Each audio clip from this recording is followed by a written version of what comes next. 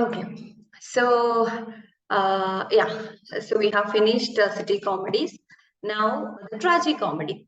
We have already seen what a tragic comedy is, and this was actually continuing during the time of Jacobean period also. Improbable, complicated plot and unnatural situation. These are the main features of tragic comedy. Characters of high social class or the nobility and love as the central theme, pure love and gross love often being contrasted. These are some of the themes of this kind of tragic comedies and rapid action, contrasts of deep villainy and exalted virtue. It's always like contradict with each other, villainy as well as the virtue. And a penitent villain will be there, disguises, surprises, jealousy, intrigue, all these people. All these items will be there, or all these features will be there in the case of a tragic comedy. And of course, Shakespeare's romances were tragic comedy. That means it is a like a comic end, probably a comic end with some so many tragic incidents or some very complicated, very struggleful incidents, or some comic plots with a tragic end. Anything can happen in the case of tragic comedy. We can't say the end will be a tragedy or a comedy. It depends on the interest of the author. But the thing is, like, in between you can see the elements of comedy, that is the relaxing points will also be there, as well as the struggling complicated parts will also be there. Then Fletcher's, John Fletcher's The Faithful Shepherdess, that is another tragic comedy during this time, probably might have written in 1607 to 1608. Then Beaumont and Fletcher, they are a combination. They usually collaborate for many of their works. And Philaster or Love Lies a Bleeding. This is another work which was probably written in 1608 to 9. And this is also an example for tragi-comedy. Then, of course, masks. I told you Ben Jonson was writing masks for King James during that time. Actually, Jonson is the person who pioneered as well as who popularized this particular genre. And there are some minor imitations or minor followers for Jonson for this. This is actually a courtly entertainment performed by the aristocratic amateurs involving music, dancing, then pageantry, all these things will be there. Mask of Beauty and Mask of Blackness we discussed yesterday. And Inigo Jones was the stage designer for this masks during this time, especially for Johnson. Inigo Johnson, when we were discussing Johnson, I told you he had even conflicts and quarrels with Inigo Jones. Why Inigo Jones or the stage designer is important in the masks is like stage design or art design is very important in the case of masks, because it is full of music, dance, and the scene is to be changed accordingly. And if it is a ball dance party or something like that, the stage is to be designed in that way. So this art director or the stage designer's role is very important in the case of masks. Okay, that is why we have included this person. This person was so popular during that time. Inigo Jones, he was the stage director of, especially of the masks of Ben Jonson. Then anti-mask was also there. Johnson has written anti-mask, and this is something introduced by Ben Jonson only, this anti-mask also. Comic and disruptive, yesterday I told you, a grotesque or comic type of a dance which is to be included before or among the acts of the masks. And performed, this also performed by the professional actors. That is why we include this among the different genres of drama. The Mask of Queens is the anti-mask written by Ben Jonson. So George Chapman is another important figure during this time, during the Jacobean period. We will now see.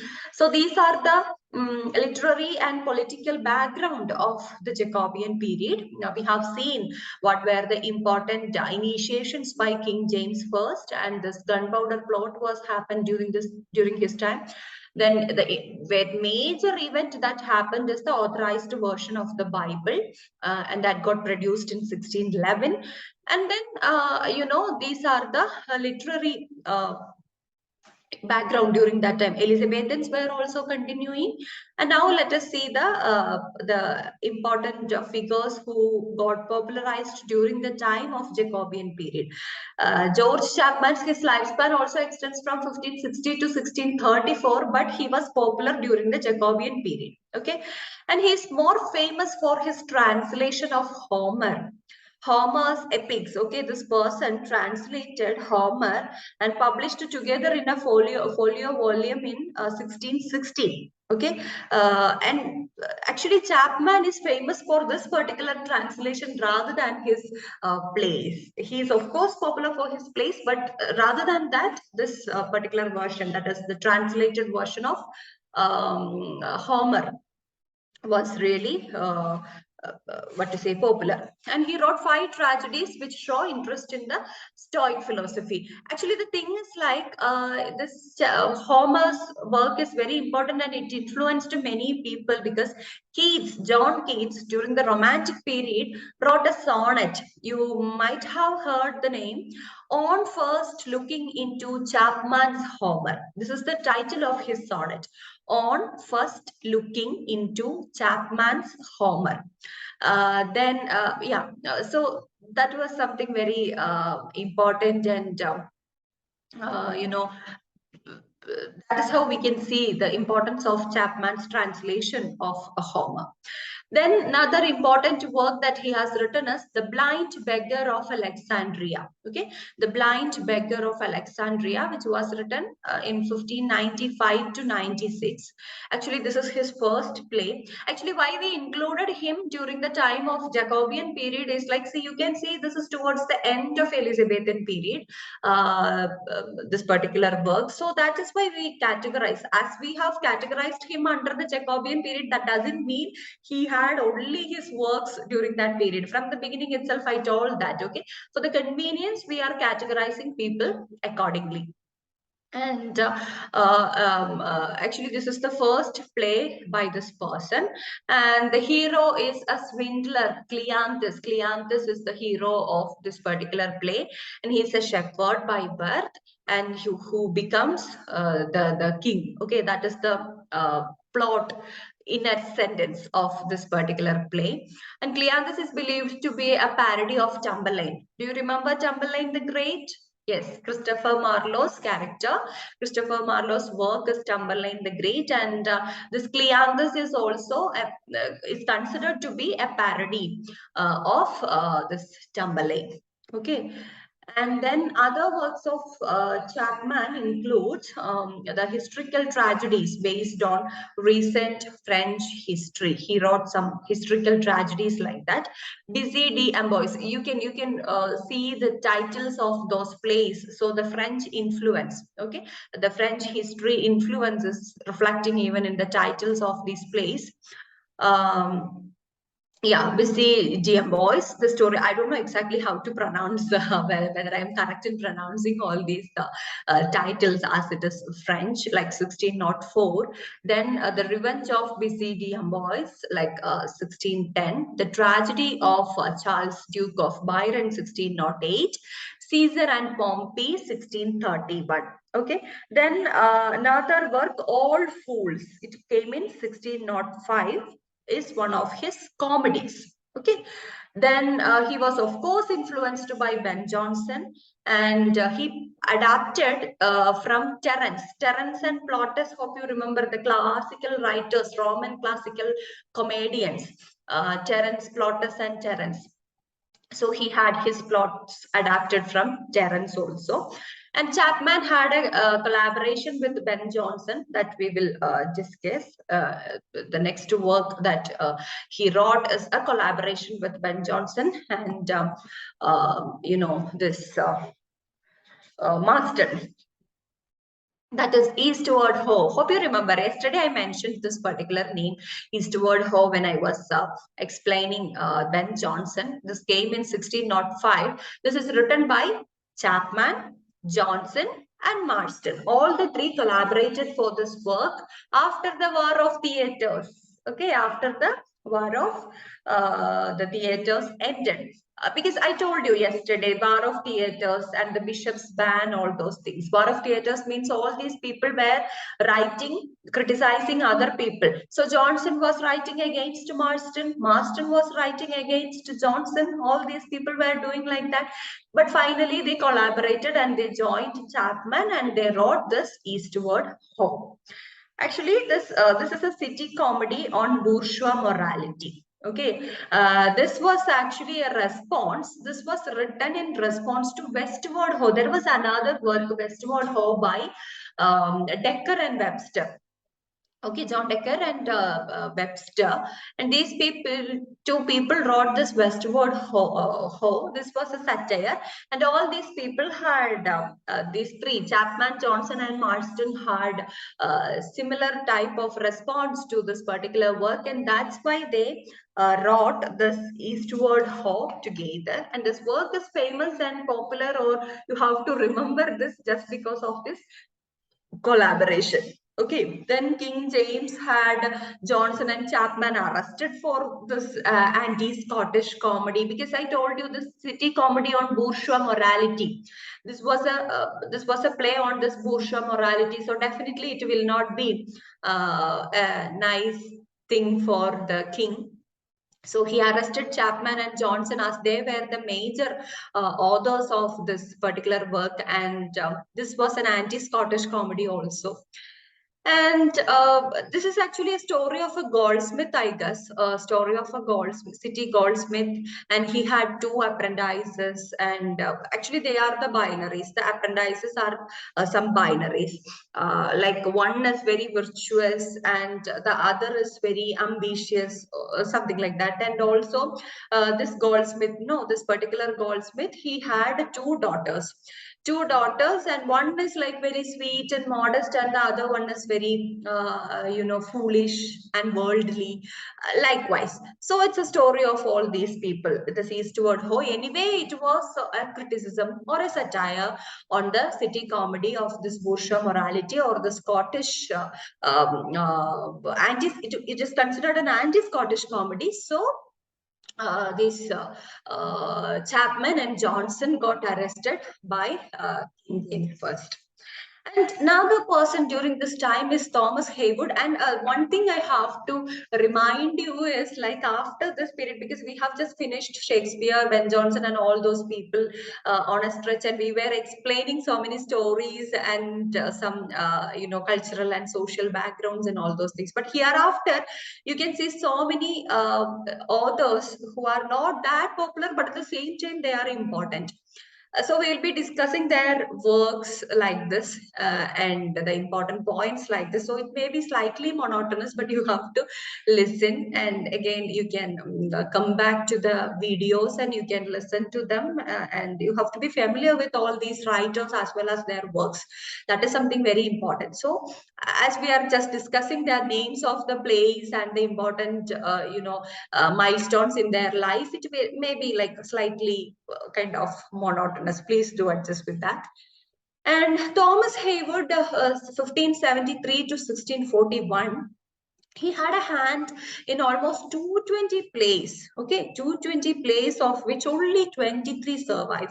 That is really unfortunate. Actually, we usually say like he had a hand or at least a main finger. This is how the critics usually say. That means it is not Thomas Heywood the exclusive writer of all these plays, all these 220 plays, but he might have collaborated with others, or he might have contributed small parts. That is why he had a hand or at least a main finger, okay, on this. But anyway, he had involved in writing all these 220 plays, but unfortunately only 23 among them survive. And Charles Lamb called him a sort of prose Shakespeare, because he has written so many works, or he was into writing so many things, so many works like this. So that's why Lamb, while analyzing Heywood, he said he is a sort of prose Shakespeare.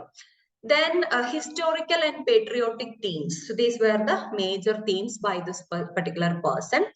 And he wrote two domestic tragedies. Actually, he glorified the London citizenry and apprentices. Like in Eastward Ho, you can see it was against the bourgeois morality of the London life. That also comes under the city comedy category. This is also a city comedy, but still he actually glorified the London life, Haywood. And he wrote two domestic tragedies.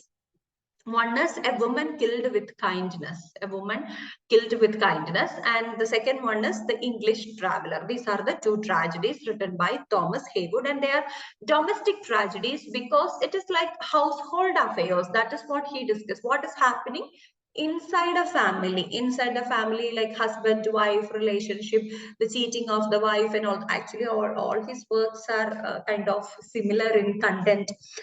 In the case of A Woman Killed with Kindness, is like a happy marriage is broken when this woman, the wife, is seduced by the husband's friend, and the husband sends the wife to live with a group of servants, and he is punishing her like that.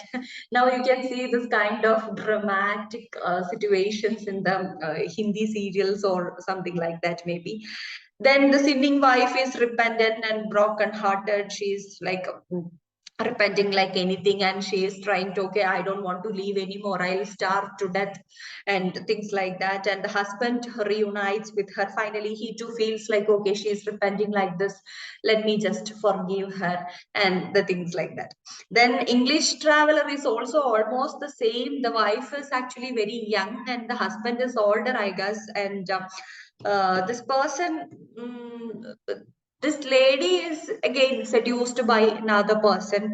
And they are deciding like, okay, after the old man's death, they will get married. Okay, and their relation goes like that. She's having an extramarital relation with this person, and meanwhile, she is again seduced by another person, a friend of this lover, not her husband, the end of friend of her lover.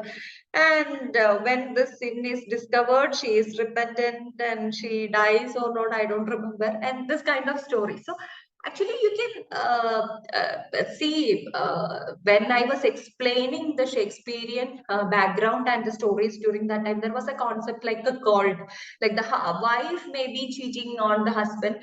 Um, they have not anywhere mentioned the husband cheating on the wife. Okay, it's always the wife. So this patriotic impositions were actually made by this kind of works, and the people who see this kind of dramas will think like, okay, the wife should be very loyal. The wife is the one who is getting easily seduced by other people, and it is really important for. And how nice the husband is, he is finally reuniting with her, and that person forgave her.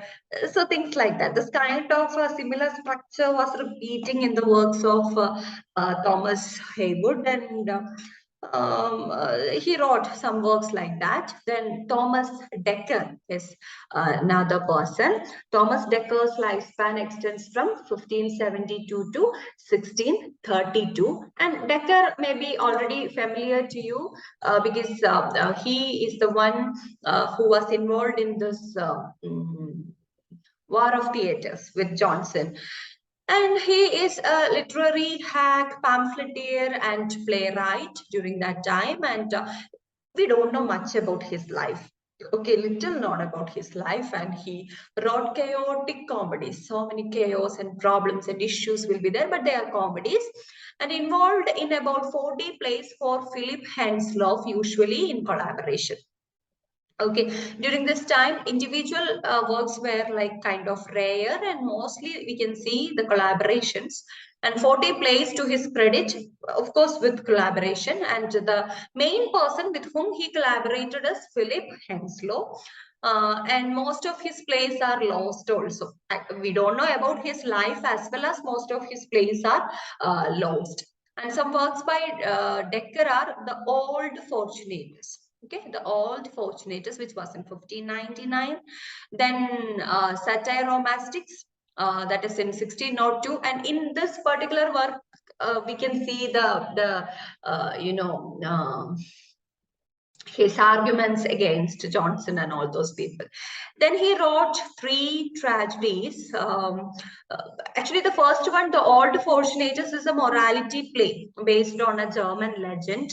And the 3 tragedies that he wrote is Lust's Dominion. Actually, all these are in compilation or in collaboration with others, not exclusively written by Dekker, okay, Thomas Dekker. The Lust's Dominion is by written with John Day Marston and William Houghton. Then again, The Witch of Edmonton. This is written with Ford and Rowley. And then The Virgin Martyr. Virgin Martyr is written with Massinger. So likewise, he collaborated with many people. Then The Honest Whore is another work by this person. It's a famous play in 2 parts by Middleton and Dekker. Okay, that too a collaboration. Then The Roaring Girl. Roaring Girl is written with Middleton. Then Westward Ho and Northward Ho. We have already seen Westward Ho. It is written with Webster. Okay, Dekker and Webster wrote Westward Ho. And as a response to Westward Ho, Johnson, Chapman, and Marston wrote Eastward Ho. Okay, then Northward Ho is also another work by this particular person, and both with Webster. Okay, both Westward Ho and Northward Ho are with Webster only. Then Dekker and Johnson, I told you, Johnson considered him a hack writer, okay, someone who is not that genuine or something like that. And Johnson satirized Dekker and in Poetaster and in Cynthia's Revels, the 2 works we discussed yesterday. And he created some characters in these works, and that characters represent the features of Dekker, and he was just ridiculing or mocking at or criticizing this person.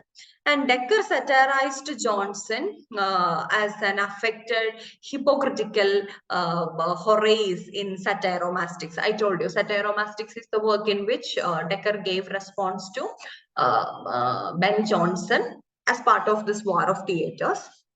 So that is how Dekker and Johnson had their issues. And there is one more play I forgot to include it in the this thing PPT. The Shoemaker's Holiday. Okay, the Shoemaker's Holiday or the Gentle Craft.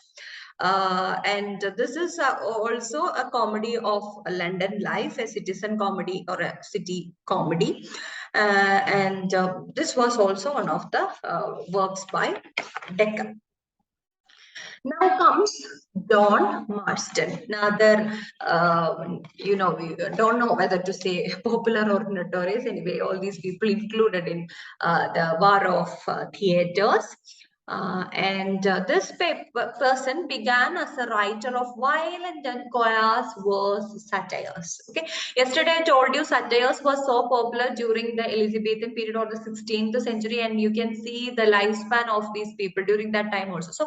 So many minor people also were writing satires during that time. And by the end of 16th century, we cannot say so. All of a sudden, we can't stop anything. So it was continuing for a period too. He was a person who wrote satires. Then later turned to drama and worked for the theater entrepreneur Philip Henslow and his Admiral Men. Okay, for them only he mostly wrote and collaborated. And now coming to the features of his play: extravagant language, melodramatic tragedies of love and revenge. Love and revenge are the most common features of his work. Then cynical comedies which combine bitter exposure of human folly and ambition with farcical elements, the French elements. So these are the main features of this particular person. And violent, melodramatic, Senecan tragedies with exaggerated and excessive speeches. That is also one of the features of John Marston. Very violent. I told you during this time, the drama was kind of dark. It was like creating some conflicts, struggles dark themes and all those things. So these people had this violent, melodramatic Senecan influences in their drama. And Malcontent is one of the famous plays by this particular person, John Marston. Malcontent, don't forget this name, because this is also something we usually get this kind of questions in the competitive examinations. Something related to Marston or Malcontent. It was in 1604. This is Marston's most famous play, as I said, and it is dedicated to Ben Jonson. It's all about a deposed duke who returns to his dukedom in disguise as Melville, a discontent parasite, and his exploration there, something like that is the content of this Malcontent. If you are interested, you can have a glance on the detailed plot of this book.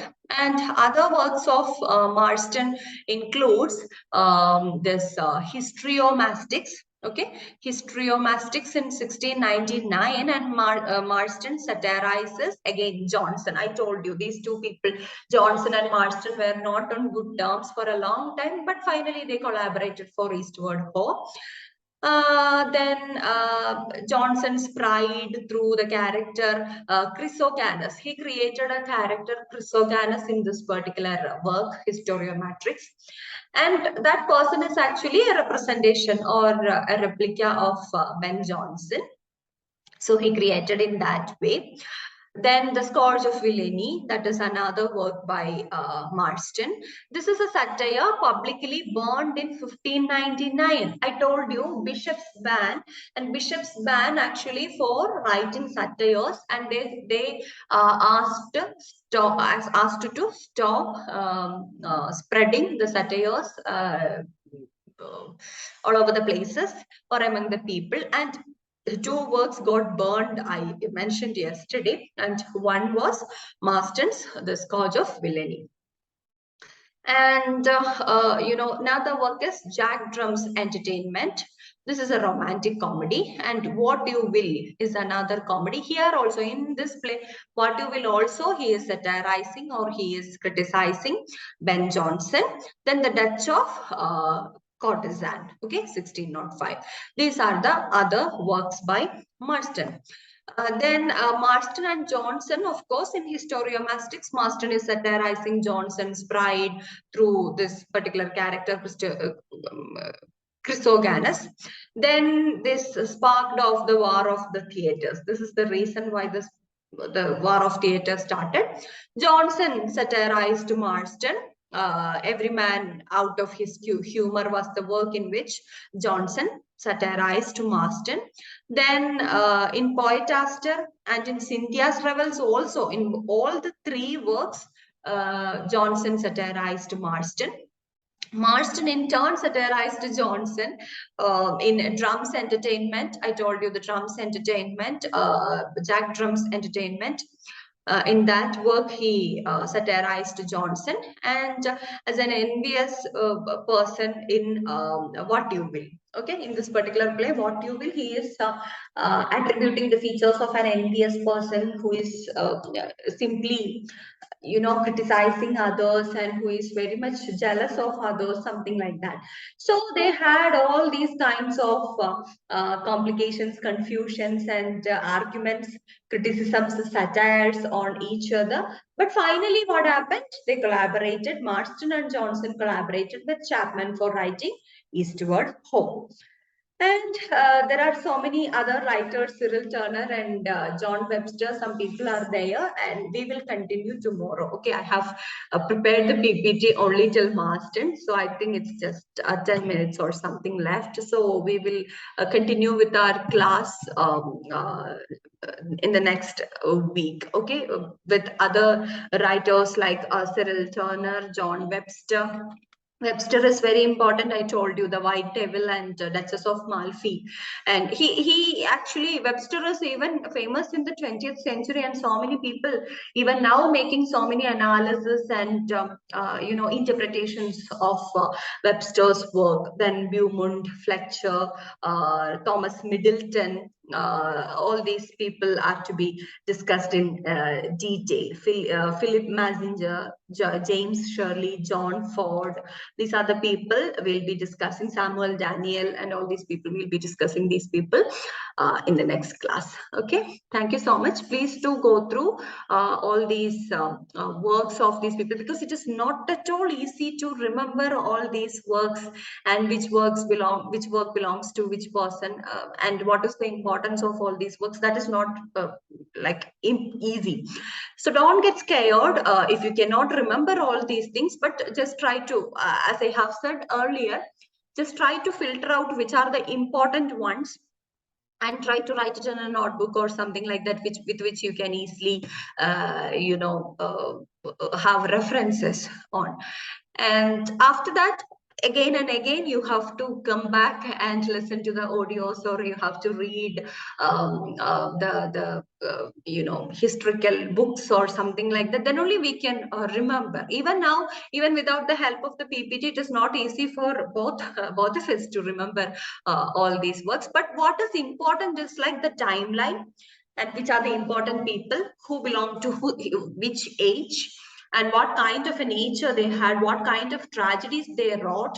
Even though you cannot remember the particular words they have written, these kinds of things are to be there in your mind, with which you can do lots and lots of magic. So that is what really important is. So with which I think we can wind up today's session. Thank you so much. Yes, thank you.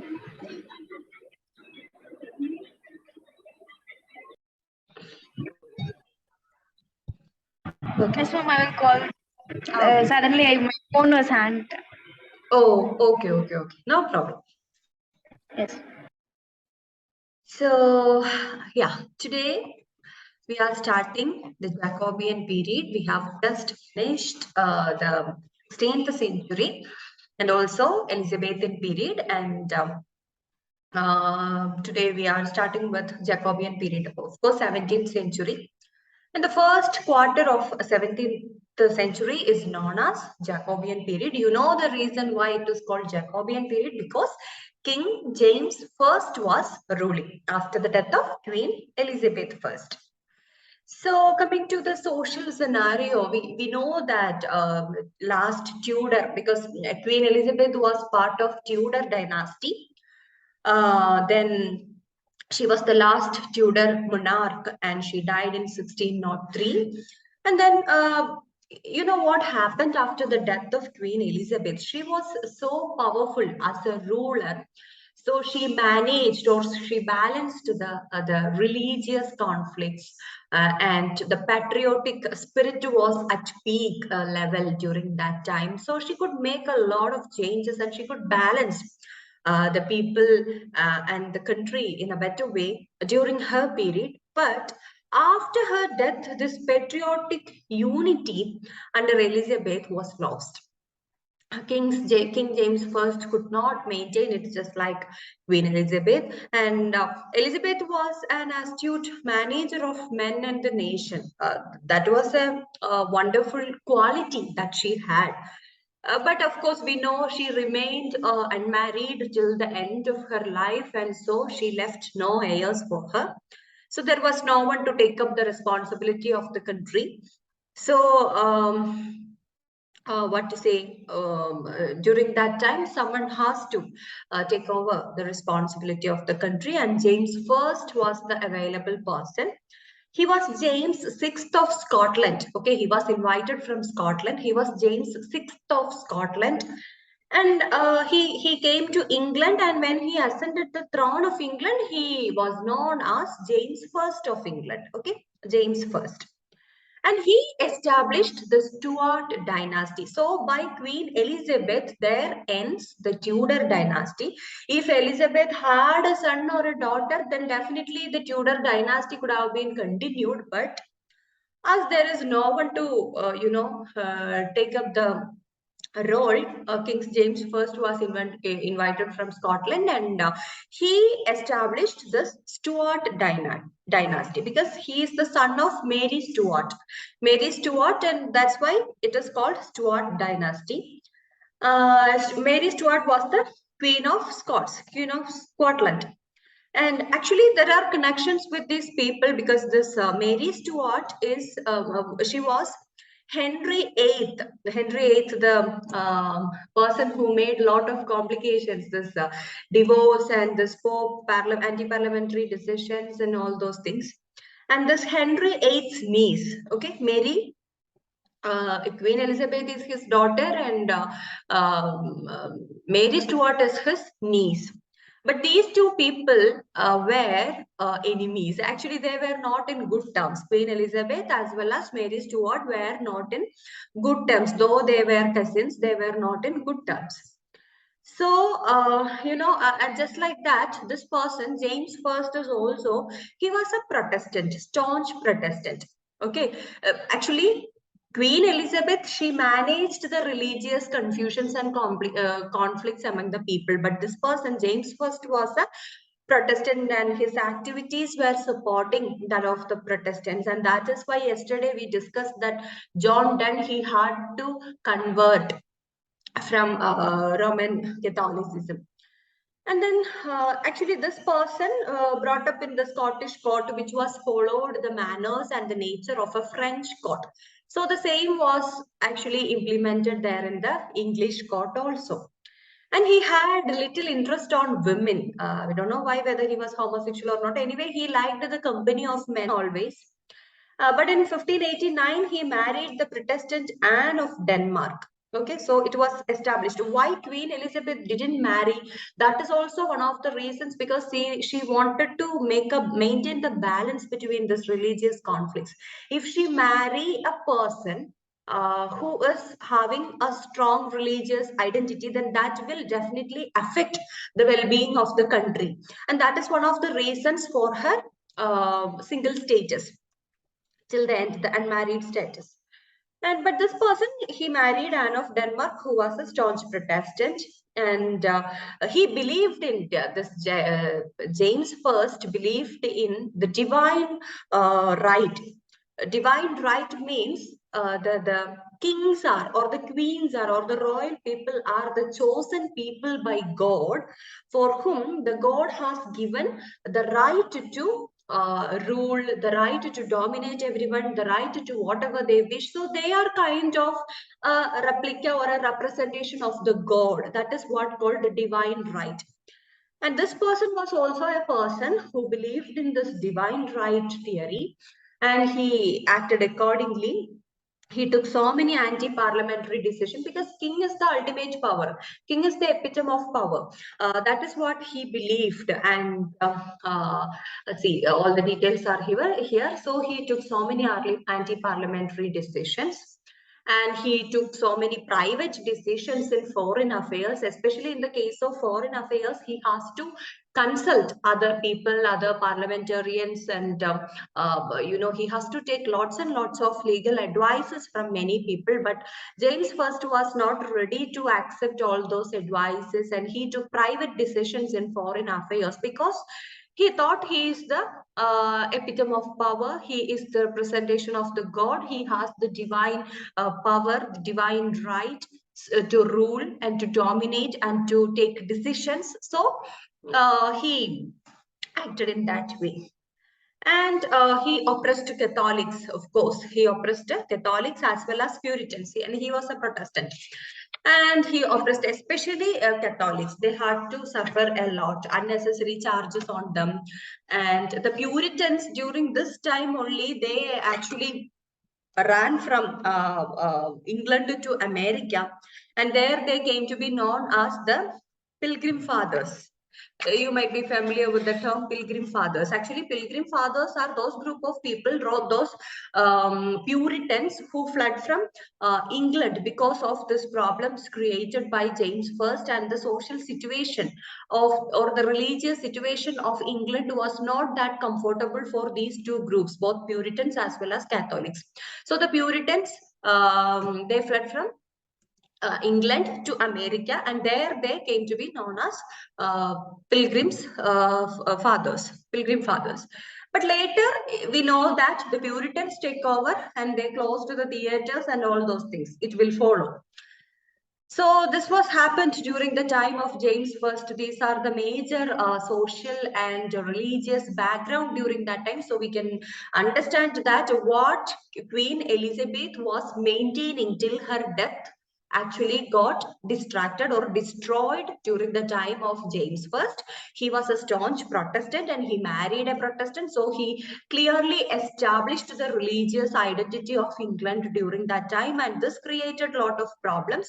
And he was a person who believed in the divine right of the king, and that also created so many issues. He took so many anti-parliamentary decisions and so many private decisions, especially in the case of foreign affairs. So all these made so many complications.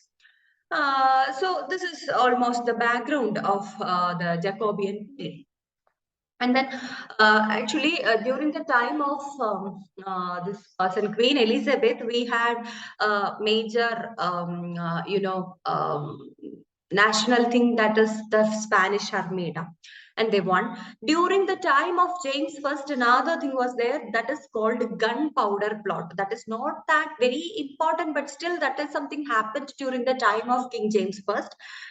Gunpowder plot, which was happened in 1605.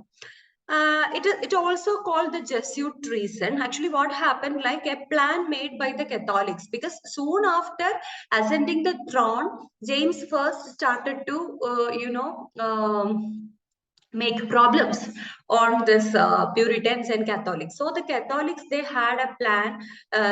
This is a plan made by the Catholics against James I to blow up the House of Lords. Okay, to blow up, using this gunpowder, they wanted to explode this House of Lords on 5th November 1605. Actually, that was not that successful, and that is what called the gunpowder plot, 1605.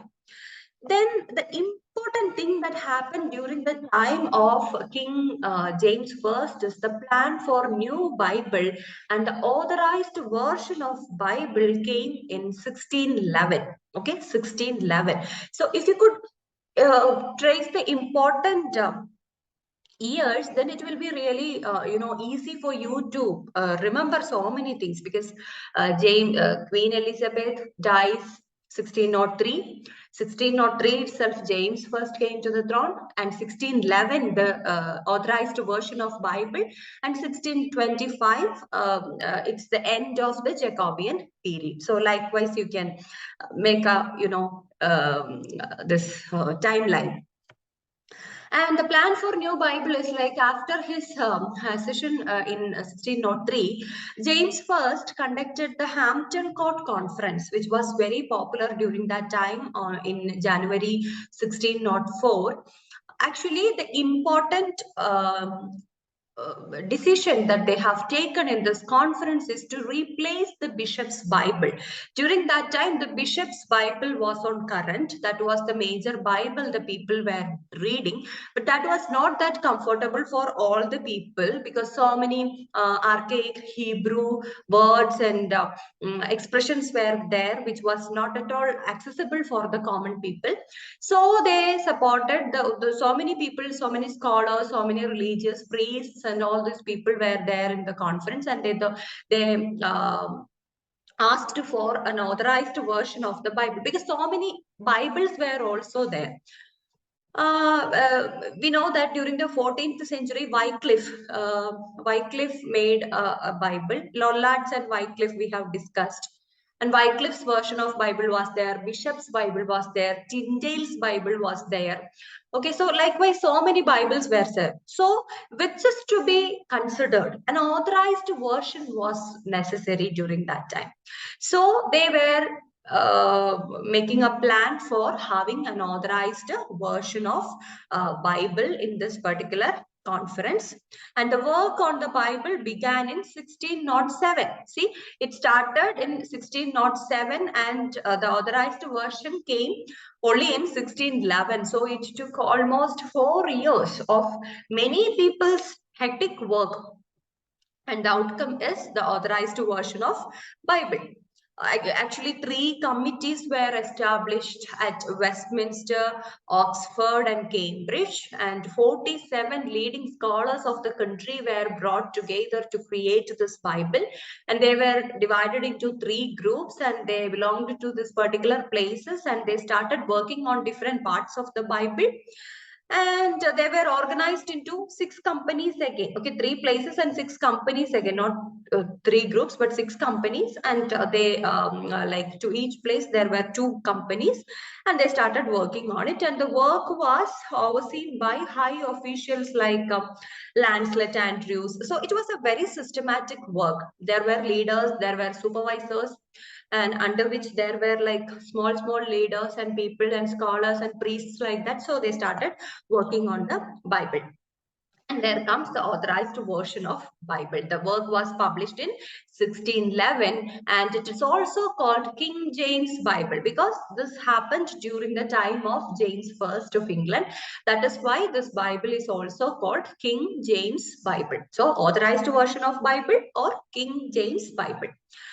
Then what was produced was actually not a new version. It was not at all a new version of the Bible, but a revision of the earlier ones, a revision of the different versions that we have discussed, the Tyndale version, the Bishop Bible version, the Wycliffe version. Okay, and so especially of Tyndale's version. So it was a revision. They have made enough changes.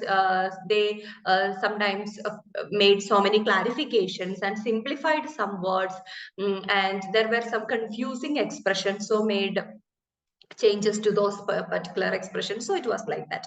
And they retained the archaic words and phrases to a great extent. Okay, because the Bible should be like that. It is not a common text. It is, of course, a religious text. So they retained many archaic words and phrases in this also. This was not a very simplified version, but this was an authorized version. That is something very important because we had different types of Bible during that time, different Bibles created by different people, interpreted by different people, and which is to be followed was the question. And so this authorized version. Okay. And then another foundation for the Tyndale's version was a foundation, and another foundation for the authorized version was, as I mentioned, Wycliffe's Bible of 1384, which was, of course, the simplified one. Then it closely conforms to the Hebrew and Greek Bibles and tremendously influenced British and American writers and societies. This version influenced a lot of people. That is why still we can have a lot of references and allusions to Bible by many people. Even John Milton's Paradise Lost is based on Bible. The book of Genesis actually the source, but still Bible is a strong influence, and so many people had so many allusions and references to the Bible. It influenced many people, the writing style, the content, and everything, because this was a milestone, of course. And this particular version has been called the miracle of English prose. Okay, the miracle of English prose. The Bible is, of course, still it has its own relevance, and people still depend on or still having so many allusions to or references to the Bible. So as a prose work, this is a miracle of English prose. Then another thing, during the Jacobean period, yesterday I have mentioned, Elizabethans were continued to write their works during the Jacobean period also, because if you go through the lifespan of all these people like Ben Jonson, even Shakespeare, John Donne, Francis Bacon, you can see like half of their life belongs to Queen Elizabeth period and half of their life belongs to James I period. So all these Elizabethans were continuing their writing during the 17th century. Of course, Shakespeare, 16 years, okay, especially 13 years during the time of James I. And he had his all great tragedies except Hamlet were done during this time, and he wrote his dark comedies, his romances, everything happened during this time. Then these plays show a decadent spirit of the Jacobean age. Then the growing taste of spectacle, artificiality, the change was actually clearly brought in, and corruption in court, political intrigue. So whatever happened during that time were reflecting in the works of Shakespeare during that time. Then again, coming to Ben Jonson, he was also continuing, and Ben Jonson has, much. He was influenced by the court of James I, because he was writing masks for James I's court. And then he influenced the Cavalier poets during that time. Cavalier poets, Cavalier poets, otherwise known as the sons of Jen or the tribe of Ben. The sons of Ben, as well as the tribe of who are known as the tribe of men. It's the Cavalier poets, okay, or the sons of Ben.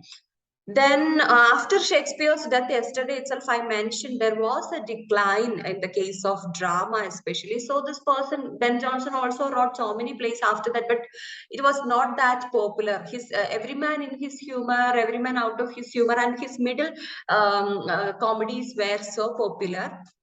So by this time, actually, his popularity was also waning. The New Inn, The Light Heart.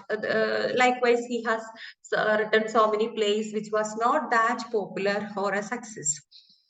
Then Francis Bacon, he was also there. He died in 1631 only. So actually, in the case of in the private life of Francis Bacon, this was a wonderful time. King James I was a wonderful time as well as a disastrous time, because he attained James I's favor and he reached the heights of his career during this time. And his influence on the king antagonized the parliament, and his um, actually he got all his reputed designations during this time. At the same time, he had to face the allegations against him, and many of the allegations proved to be true, and he had to face this impeachment, and he got debarred and all those things, and public disgrace, everything was there during this time. And his scientific and philosophical writings actually influenced the 17th century scholars like Thomas Brown and many people, because after the decline in his political career, I told you yesterday that he was fully into writing and his scientific activities and all those things. So it was a productive time in that way, not in the political context, but in the literary and scientific context. That was a very fruitful period in terms of Bacon. So it actually gave so many, uh, you know, uh, it created so many impacts on other people. Then John Donne was also, we know John Donne, we have just discussed yesterday. He had his conversion and he wrote his holy sonnets, the 19 holy sonnets, and all those things during this time. Then George Herbert, Richard Crashaw, all those people were there during this time, and they were also doing good.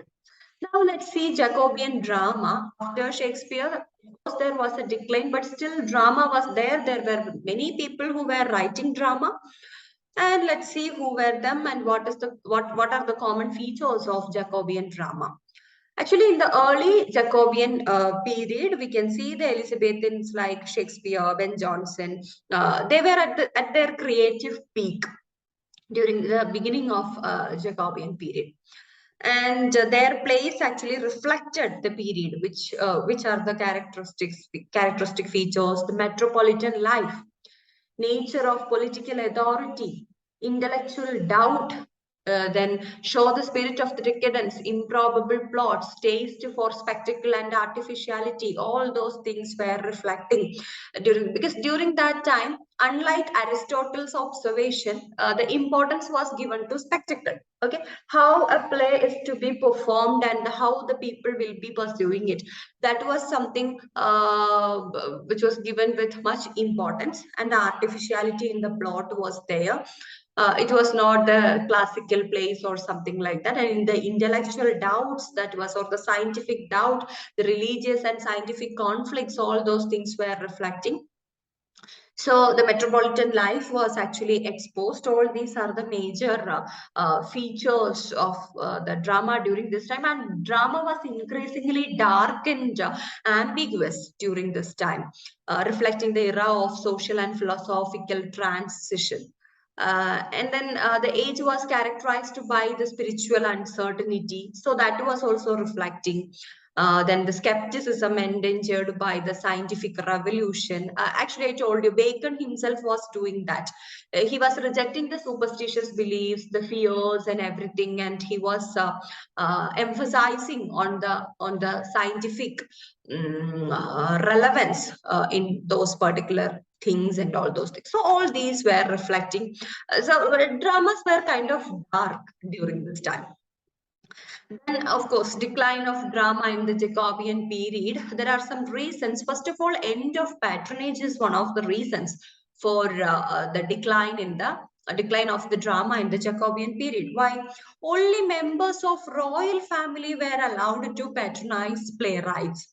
Before that, during the time of Queen Elizabeth, other dominant figures, other noble people also could patronize the playwrights. But during this time, only the members of the royal family can patronize. So that created a decline because there are only limited number of people who belong to the royal family who are capable of giving this patronage. And so they cannot patronize so many playwrights. So that is one of the reasons for the decline. And another thing, like drama was brought under the direct subordination of the court, kind of censorship, like everything, all the dramas should be there in the court, and the court should give the acceptance, then only they can do. Before that it was not like that, there were no such restrictions or something like that. So the people were free to produce or perform their drama at anywhere, any places.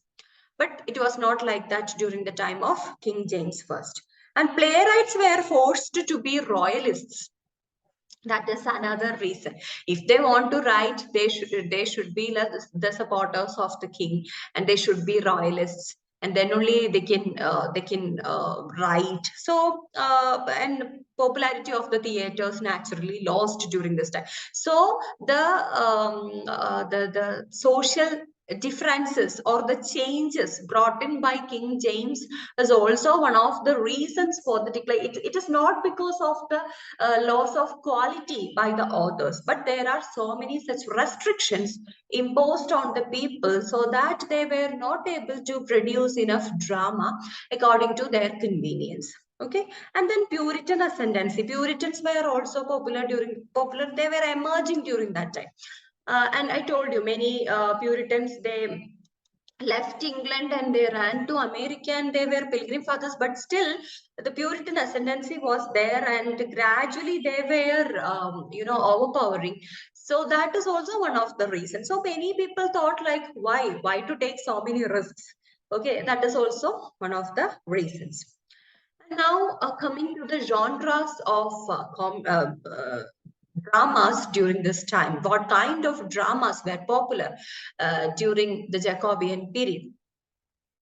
Actually, the genres in this period reflect the spiritual discord and materialism, and revenge tragedy, city comedy, tragicomedy. These are the three popular versions or the genres of drama during this time. First of all, let's see revenge tragedy. Of course, we have seen the features of revenge tragedy. It is the same. Revenge, yes. And what is Shakespeare in the period of decline of drama? What is Shakespeare? Uh, was Shakespeare alive at the time, at the period of decline of drama? No, after Shakespeare only, after Shakespeare's death only. Because during the time of Shakespeare also, by the time of King James, Shakespeare was clearly established. Okay, Shakespeare was an inevitable figure during that time, and all his works were so popular and all those things. And there were clear patrons for Shakespeare, and people were interested to see the works of Shakespeare. So he was established by then, and his tragedies, of course, soon after his ascendance to the throne, Shakespeare was writing his tragedies, and they were also so popular.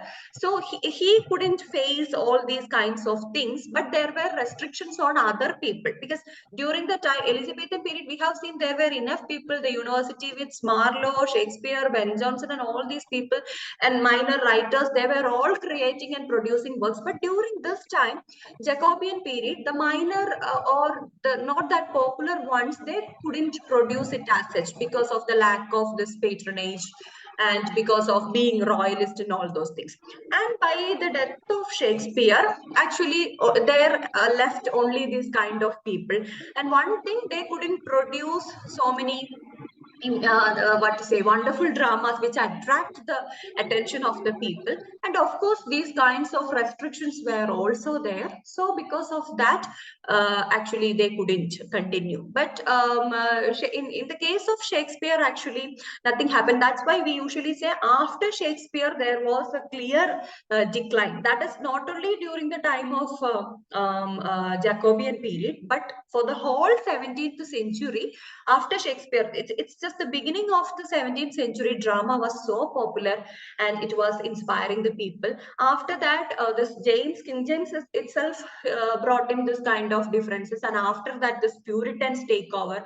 And from 1642 onwards, they completely closed all the theaters. They completely banned drama because they thought drama to be something vulgar, immoral, and kind of a luxury which people should not do. Puritans were highly religious, no, so they even killed some women, because by then, by the half of the 17th century, women also started to act and involve in drama. So they actually executed and trialed these kind of women, and they closed mercilessly, they closed all the theaters, and they were against the playwrights and all those things. So from 1642 to 1660, that period is like complete closure of drama. It's only after the restoration, that is 1660 again, after the uh, when Charles II ascended the throne, again theaters were reopened, and that time also it was like, you know, the restoration drama and the problems of it. It was highly immoral, and it couldn't retain the spirit of the earlier drama that we had, the wonderful dramas of Shakespeare, Ben Jonson, and all those people. Because after this, like 2 decades of closure and all those things, people was like so loose. They don't know what to write and how to create. And this comedy of manners during that restoration period, in all sense, it was kind of a loose period. And this comedy of manners, that is the reflection of the society that came in. So actually this kind of a very golden age of drama actually declined. It's not only during the Jacobean period, but for the whole 17th century, and even after that, we couldn't see that kind of. That is why still we say it is the Elizabethan period is the golden era for drama. So after Shakespeare, it is just a point of period that we are mentioning. After Shakespeare, because of many reasons like this Jacobean problem, then Puritan issues, closure of Shakespeare theaters, and then this loose restoration drama. So all because of these reasons, the drama actually declined. So till the end of Shakespeare's life, it was okay. At least for Shakespeare, it was fine. And here, we don't know, like there were enough people for his works also. But we can say like his main tragedies and his major works, all his major works came to an end by 1603 or 1605. Even after that, even though Shakespeare wrote after that, actually the most popular ones, the most appealing ones were even before that. So this is the reason, these are the many reasons for which we usually say after Shakespeare there is a decline. That we will discuss in our coming classes, like how it had a decline. And so revenge tragedy was so popular. I told that during the Jacobean period, this, drama was kind of dark and ambiguous in nature. So many revenge tragedies were written during this period. And this flourished also in the Caroline period. Caroline period means after Jacobean period, there comes Caroline period that we will discuss. And this revenge tragedy flourished even in the Caroline period also. And the revenge tragedy category are Shakespeare's Hamlet, of course, 1600. Then Middleton's Revenger's Tragedy, 1606. Okay, that this is also attributed to Cyril Turner. He's another writer. And Women Beware of Women. These are the two revenge tragedies written by Middleton, Thomas Middleton. Revenger's Tragedy as well as Women Beware of Women. Then Webster, John Webster's White Devil. You must be familiar with this particular work. This is a Pukka revenge tragedy. And the Duchess of Malfi. These two are very popular plays by John Webster. Then Middleton's Rowley the Changeling. Okay, Rowley the Changeling is another play, and that was also a revenge tragedy. Then John Ford's Let Us Pity She Is a Whore. Okay, It Is Pity She Is a Whore. These are the major revenge tragedies that happened during the time of Jacobean era. Here you can see this happened in 1633. That is after Jacobean period only, but still I told you there are limitations in categorizing the time period as such. Now coming to city comedy.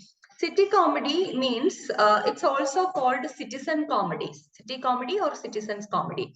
And this is actually a romantic comedy, and humoral comedy gave way to city comedy. Humoral comedy was the earlier version, and that gave way to city comedies. What is the difference? City comedy is the satirical comedies based on London life. Okay, how London life is, what are the different classes of London life, how people are behaving, and their activities, what exactly the metropolitan London life is. Okay, that is the base for these kinds of city comedies. It is not only humor, but the exclusive focus is on the London life. Then the primary plot elements are greed, sexual intrigue, all these things, and it satirizes the social habits like the popularity of romance literature, and so many artificial kind of approaches were there, and they were satirizing those approaches. Johnson's Bartholomew Fair we discussed yesterday, that is actually comes under the city comedy category, and Middleton's A Chaste Maiden, Cheapside, that is also a city comedy. So that is what called city comedy. Along with the revenge tragedy, city comedy was also a popular genre during the time of the Jacobean period. And the other popular genre is tragicomedy. I think this session will end now, so we will see tragicomedy. Tragicomedy was there during the